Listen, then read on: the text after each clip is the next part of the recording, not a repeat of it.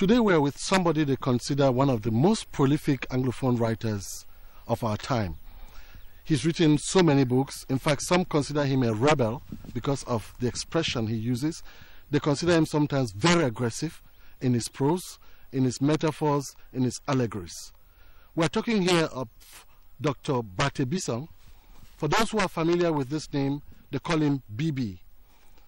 Today on Hello, we have the privilege of receiving this prolific writer, and we'll have occasion to chat with him, ask him about his writings, ask him about even himself, for those who don't know him. For a start, I'll ask BB, you were born in 1954, sometimes in May, and in Calabar. Right, that's right. Can you tell us a little bit about your youth? Well, I was born in Calabar, and I became a writer by... I became a writer. That's why every day I leave my house. I know I could lose my freedom at any time. So every book I write, every poem I write, I know that's the end. It could be the last poem, it could be the last book. So I got to school in Ikoransa, later on to Ikoransa School. I went to St. Bees College, Ashidcom in Cameroon, then back to Hope Wadley Institute, Calabar, BA, English and Literary Studies, University of Calabar, MA, English, University of Ibadan, and then PhD, University of Calabar. So presently I'm teaching drama, critical theory, and African literature, University of Boya. So I write. I've just published a new book now, which will be launched on the 7th of March, 3:30, at the University of Boya. It is called Disgrace. Disgrace. Yes, we'll come back to that. Yes. Tell us a little bit. You hail from Manfe. Yes. That is in the Manu division of the Southwest Province. Right. Now, have you had time to spend in that part of the country? Well. My experience have been cosmopolitan, and I've also been local. I grew up in Dekwa village, where my father comes from, and then of course in Nigeria I lived in a rural environment because Ikoransa was quite removed from Calabar town, and you know if you get Manfe right up to even part of Akwa Ibom State has almost the same kind of color, the same kind of landscape. So I've been a child of the village, and I've been a child of the cities. You see, and again, I've been a teacher over the years, so close to two decades now over. So I am familiar with the indigenous and the foreign. Yes. You see, so and you know that's why you see all those things injected into my work. Even things from the village, things like even Mayangpe. Mayangpe is a kind of one of the books I've just done now. Mayangpe has to do with the Ekpe cult, which is among the people of Upper Cross River State in Manfe. But so, Bisson has spent a lot of time in Nigeria and Cameroon. Yes, that's right. You studied in Nigeria. Why didn't you settle in Nigeria? No, I could have done that. I could have done that. You see, a writer is one who looks ahead and behind him. You see, there's no way you can say in Kenya and write Cameroon literature. There's no way I have said in France, write Cameroon literature. You see, I don't want to be relevant, because the question is relevance. Am I going to be relevant? If I'm going to articulate the problems of my people, I'm going to look at them from my own country. You see, because I discovered very early on that the only I could do was become a writer. You know, and no one writer was going to be condemned repeatedly. You see, and I'm not going to abdicate that role. So I couldn't have stayed in Nigeria and write like Cameroon literature. You see, it's true. When I was in Nigeria, I started as writing love poems, but I don't write love poems now. And I started writing love poems when I got to Cameroon, because the experience in Cameroon is very unique and very different. That people are moving forward, and we're moving, in circles. You know, and I say as a writer, going back to what a poet has said, that a writer must know his country the way a lover knows the body of his mistress. You know when you write, if you don't know the history of Cameroon, its geography, its economics, its politics, etc. Because you see, when I write, I'm interested in power. My main theme is power. How is power won? How is he kept? If you win power in a fraudulent manner, you are going to rule fraudulently. And that's what I'm saying. Because that's what we're doing in the long run. And I go back to what Marx has said. Marx is not an African. Yeah. Marx is not. It doesn't even know. He didn't write about Africa in many ways. Although he made some allusions to Africa. But Marx made a very important statement. His 11 theses on Ludwig Feuerbach. He says this: that the philosophy of society interpreting the world. The point is to change it. You see, and you cannot be in the world by explaining things over and over. You see, it's how you can. You don't say, as I said, growing up in Ibadan University, I grew up with a little poster on my wall. It says, when Senghor spoke, we said how well he spoke. But when NATO spoke, we said, let us march. You see, you can't change your society to a better place if you are explaining things. You see, it is how you can change and bring about a better for humanity. And like I said earlier on, my tribe is humanity. It's a human race. That's what I'm saying. And that human race must be built from a Cameroonian structure. You see, a Cameroonian foundation. So although African literature as it is has to do with what? The question of consciousness. That's the meaning of African literature. Everything is African literature. You can't write African literature in Africa.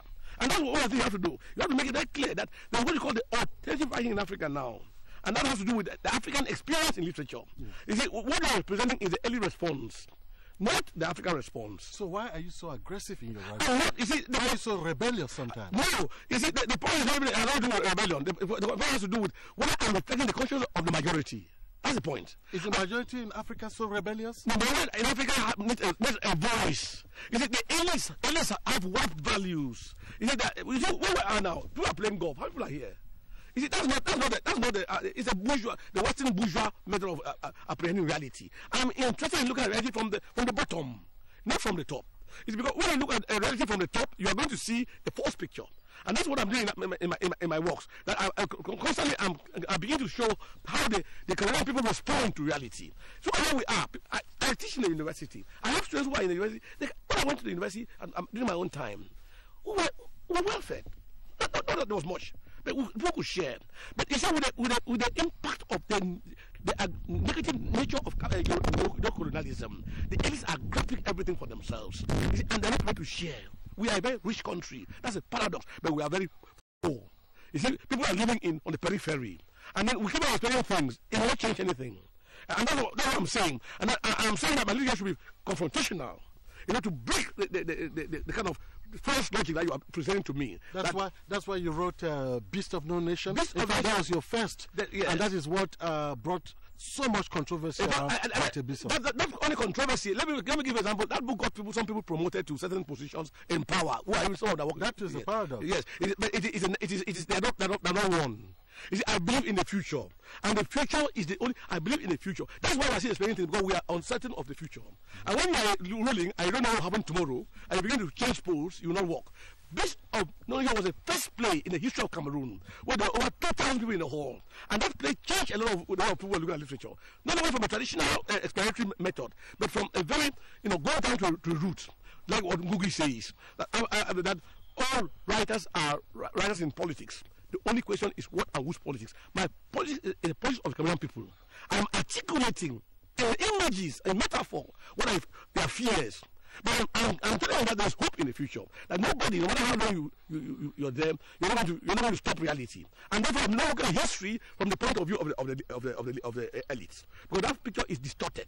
I'm looking at a history from the point of view of the masses who own the country. And I'm saying that it's not the ministers, it's not the prime minister, it's not the president of the republic, or anybody who can make a history. The people who are building a history are those who are from the villages in Momeka, the people from Womb, who are carrying the ground, who are the people who own Cameroon. Yes, but Bison. Yes. Some hold that your allegories are a clear sign of fear, of cowardice, if you like. No, that's not true. When you came, you asked me about my family. I said, don't know my family. Because no writer has suffered persecution because of his writing that Bison. I don't think not even Ken Saro Wiwa. All that has been done to me is what happened to Saro Wiwa. I've had everything.